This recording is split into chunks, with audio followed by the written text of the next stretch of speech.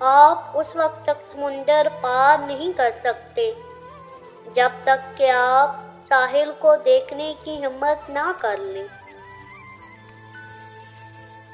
جلد بازی میں ندامت ہے، لیکن صبر اور احتیاط میں سکون اور سلامتی ہے۔ ہمارے پاس ایک منہ اور دو کان ہیں، اس وجہ سے ہمیں بولنے سے زیادہ سننے کی ضرورت ہے۔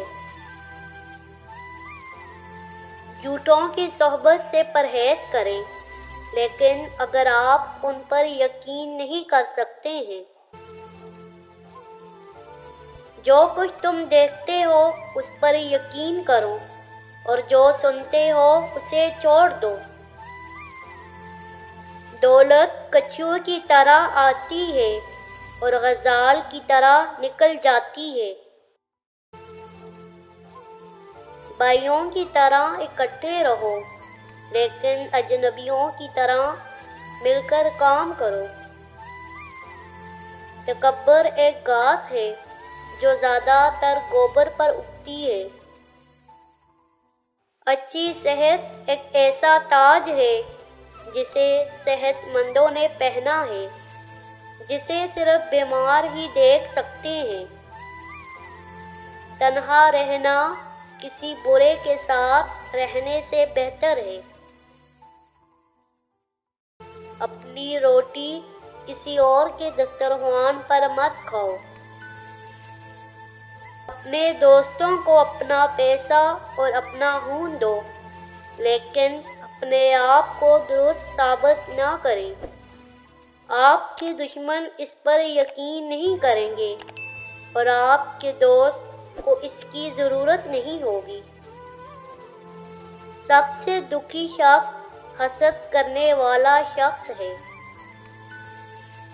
جب وہ جوان ہو تو اپنے بیٹے کی تربیت کرو، اور جب وہ بڑا ہو جائے تو اس کا دوست بنو۔ ہر کوئی دوسروں کی خامیوں پر تنقید کرتا ہے، لیکن اپنی خامیوں پر اندھا ہے۔ آپ جتنے ذہین ہوں گے اتنے ہی کم بولیں گے۔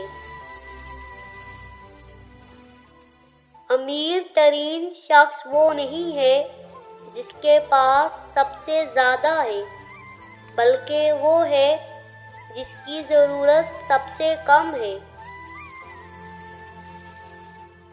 غصہ جنون سے شروع ہوتا ہے، لیکن پچھتاوے پر ختم ہوتا ہے۔